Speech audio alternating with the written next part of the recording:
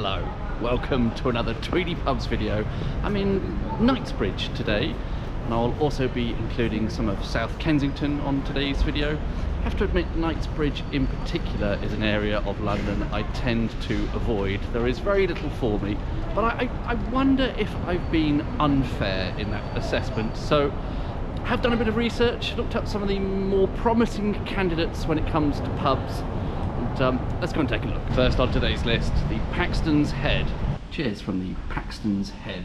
This pub is surprisingly old. It dates back to 1632, and the Survey of London cites it as being the only pub in Knightsbridge today which was formerly a village inn. It's had many different names in its time. It was the Marquis of Granby prior to its current renaming, and prior to that the King's Arms, the Red Lion, the Golden Lion, the Sun. It's done the whole lot. The current building dates to somewhere between 1900 and 1902 and was part of a large residential and commercial development called Park Mansions.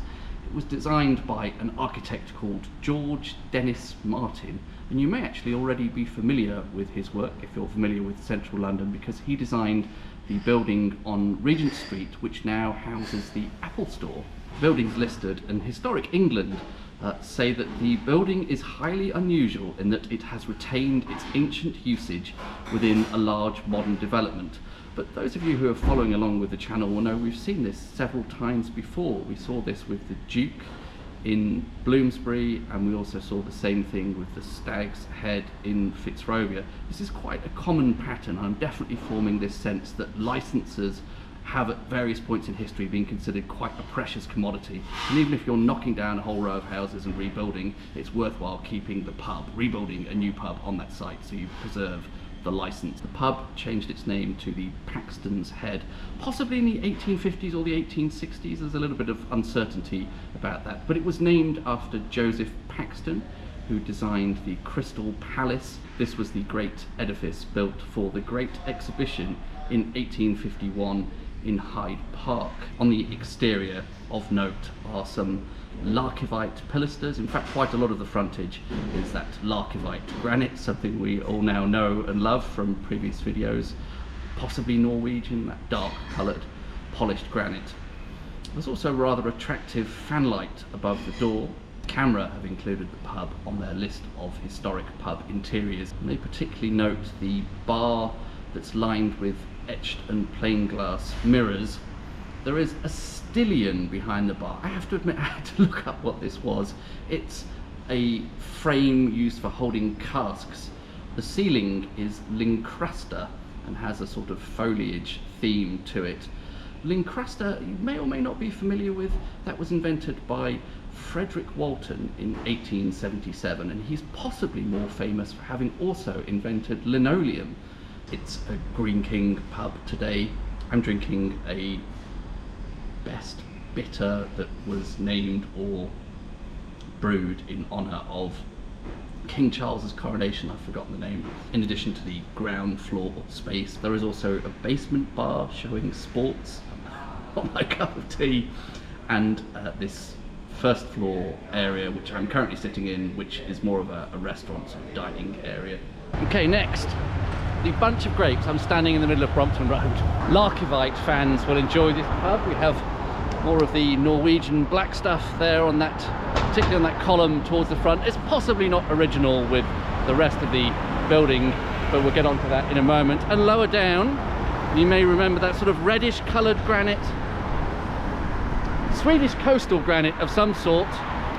There is a fascinating pub geology publication made by UCL, I think. I'll put a link to that in the description. Cheers from the Bunch of Grapes. Sorry if you can't hear me very well. It does seem like Knightsbridge pubs don't have a lot of outdoor drinking space. I'm not sure if that's a sort of local council edict preventing that, having to do the voicey bits indoors. The current building dates to 1844, and once again I found some fire office records showing that there has been a pub on this site of that name, I believe, as well, going back to the 1780s. That current rebuild of the 1840s suggests that the Larkivite and the Swedish coastal granite on the exterior we see today was probably a later addition, because as we've seen in previous areas of London, that was really a later Victorian feature, so that's quite possibly 1890s. CAMRA have this listed on their list of historic pub interiors and gave it the 3-star rating. It has an island bar again, and the bar back is quite possibly Victorian, but maybe has some later, more modern additions to it. Particularly striking to me are these cast iron columns. They have these gilded Corinthian, I think, capitals. They're holding up the ceiling. Maybe the most striking feature, the series of, are there four or five painted mirrors along one side of the bar room. They're actually signed by W. James of Kentish Town. That's William James of Kentish Town, and they date to 1890. We've actually seen the handiwork of the company William James of Kentish Town before in the Kentish Town video at the Assembly House. Some of the etched glass mirrors there were also from William James.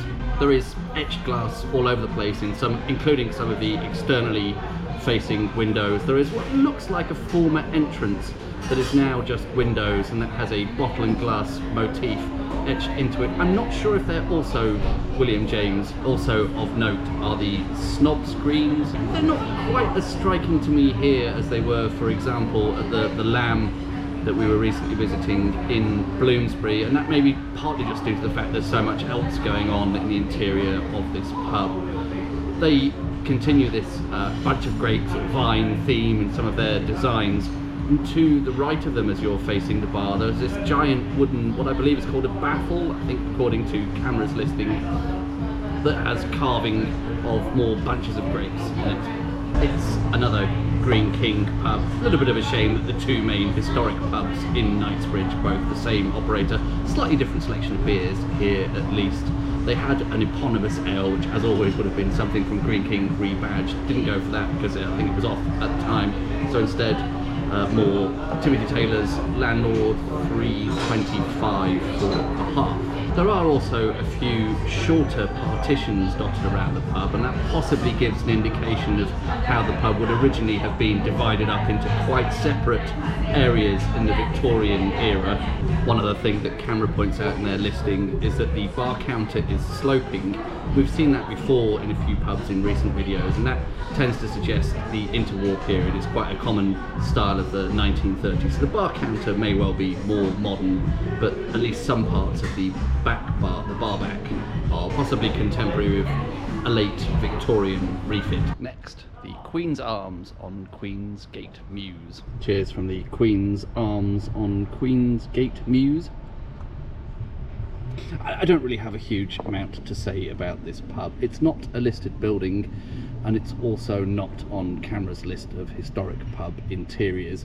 The interior today looks pretty modern, really, all in all. There's a couple of sort of nods to earlier interior tradition. There's some reference to William Morris in the wallpaper, possibly referring to an exhibit at one time at the V&A nearby. But generally speaking, I don't think the interior has a huge amount of historic interest, but it is, I think, has always been quite a handy to know about little backstreet pub in an area of London that doesn't really seem to have very many of those left. It obviously has gone quite foodie, and you know, the interior sort of tells you with its hints of farrow and bull paint here and there that it is bordering on a gastropub. But I did, you know, just walk in there and get just a beer. They have Harvey's Sussex Best on tap. It came in at £3.5 for a half. It's served in a handled jug, and there was this attractive mews setting to stand outside and enjoy it in. So, you know, if you're in the area, I think this pub has at least some merit, despite the current decor possibly not really being to my taste. Of some note on the exterior, it's quite attractive despite the unfortunate battleship grey, probably farrow and bull paint job on the curved exterior, including a pair of curved doors that CAMRA on their What Pub site call out as being particularly unusual. I also thought the bracket above the doors that's holding the pub sign was quite a unique feature. I don't think I've seen that kind of bracket elsewhere before. As we saw at the Paxton's Head earlier, this is possibly another pub that has its roots in the Great Exhibition of 1851. It was in the years following that the museums were developed, partly to house the collection of some of the artefacts that had been exhibited in the Great Exhibition. It also spurred a wave of development in this area, and I believe Queensgate Mews was laid out around this time. The pub probably dates to 1859. Possibly my favourite feature of Queensgate Mews is that Terry Thomas had his London residence here. He obviously was a bit of a jet setter in his day, gadding about back and forth twixt here and Hollywood to appear in the various movies he was in, but this was his London home, that famous cad and bounder Terry Thomas. Here's to you, Terry. Next on our list today, the Hansom Cab. Cheers from the Hansom Cab. This is a pub I was completely unaware of, and I just included it on the list because it is on CAMRA's list of historic pub interiors. We're definitely now well into Kensington rather than Knightsbridge. We left that well behind us, at least at the Bunch of Grapes. The interior it's a mixed bag today. CAMRA gives it, I think, just a 1-star rating because there are some, I think, actually quite unusual and interesting original features, but much of the rest of the interior is quite modernized as we see it now. In particular, the bar back, it looks like the bar was switched from one side of this internal partition to the other at some point in history. So the bar back that we see today, and indeed where the bar counter is today, may not be where it originally was, and it quite possibly was the other side of this partition, because there's this sort of stranded, as CAMRA put it in their listing, wonderful configuration of hardwood joinery and etched glass that is without a bar in front of it now, and that's at the back of where the actual bar counter is. So that's rather an attractive feature, but it looks a little bit out of place without a bar in front of it. CAMRA cites the current building as dating to 1827 and was originally known as the Pembroke Arms, renamed to the Hansom Cab in 1965. There was at one time apparently a Hansom Cab hanging from the ceiling, but as CAMRA mentioned on their What Pub website, the Health and Safety Police made them take that down. There's a wooden fireplace I found particularly attractive with carved columns, and also an overmantel mirror slash photo assemblage. There was some old worn out lettering on the woodwork of the fireplace that I couldn't quite make out, but I've included 2 clips of that, so just in case anyone can read it from the cryptic runes that remain. I think the pub today is possibly independent. I see this local beer house branding on the sign outside. I don't know if that's maybe a very small pub co, or if it is indeed just this one pub. The array of beers on the bar looks sort of slightly familiar. I don't know if that is possibly a sort of package deal, but they include some Windsor and Eton brewery beers. This is their some kind of ruby bitter. It was coming towards the end of the barrel, and in fairness, the chap behind the bar did ask me to taste it and check it's okay, and I said yes because I was too lazy to re-pour it. It's possibly not showing its absolute finest, but it's okay. Final stop on today's tour, the Scarsdale Tavern. Cheers from the Scarsdale Tavern. It sits at the corner of Edwards Square, and the square was laid out in around 1811, 1812, but the pub is dated to 1867, somewhat later than that. You can see how it's distinct from the rest of the square, both in the numbering system. It's 23A Edwards Square, and also architecturally it's quite distinct from the terrace that it sits at one end of. Has rusticated coins and a sort of pedimented parapet and finials and all sorts of other knobs and whistles that you don't see on the other houses in the terrace. I was slightly in 2 minds about whether to include this pub on the itinerary because it is veering a bit gastro, and it's you know, it's really quite a well-heeled sort of a pub.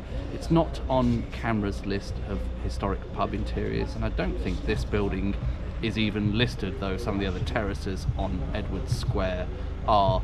But it has a fun pub myth attached to it, and it's always entertaining to debunk those. Edward's Square, although it's important to differentiate here, not the pub itself, was designed by French architect Louis-Léon Changeur. There is an enduring myth about the pub that he had sympathies for Napoleon and was building this as a potential quarters for the officers from Napoleon's army should he invade. It was perpetuated by a local resident of Edward Square called Leigh Hunt, who wrote a book about Kensington called The Old Court Suburb in the 1850s. Survey of London, volume 42, that's published in 1986, I believe, calls this out as a canard. They point out that the perceived threat of a Napoleonic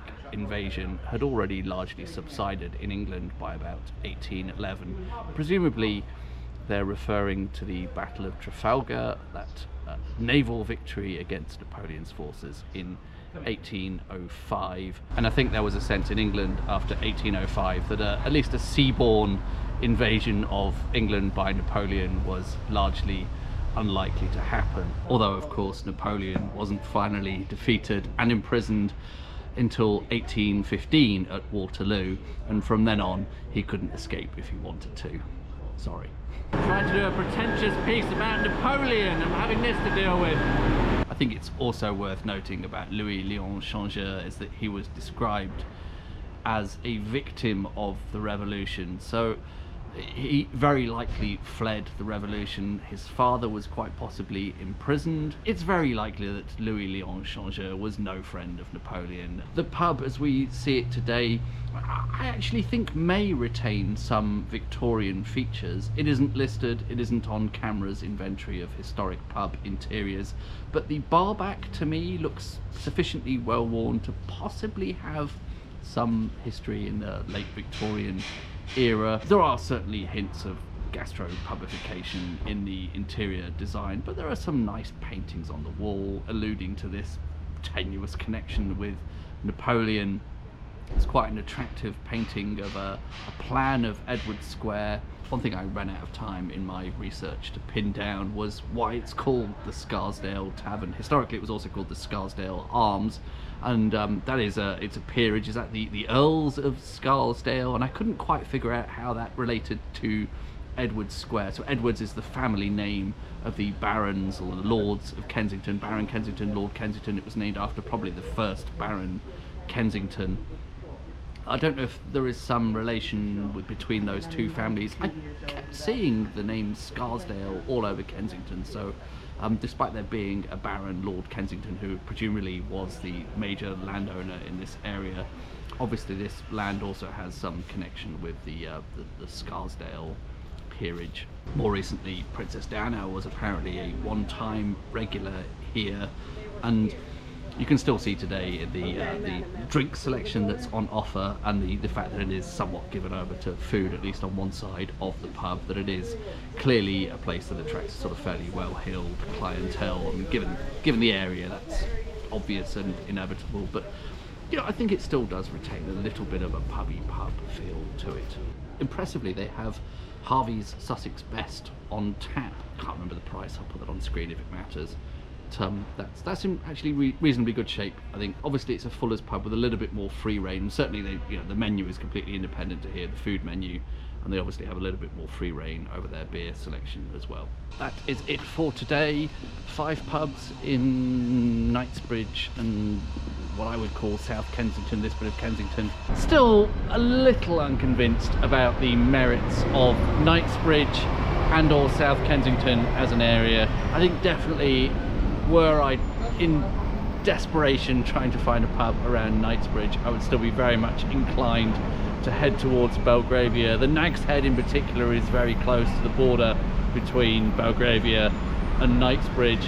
I hope some of the pubs on today's tour have been of at least some interest. If you are absolutely stuck in this area, I think they're probably 5 of the best. I think they're all kind of okay in their own way. They're not entirely without merit. So thanks very much for watching, and I'll see you on the next one.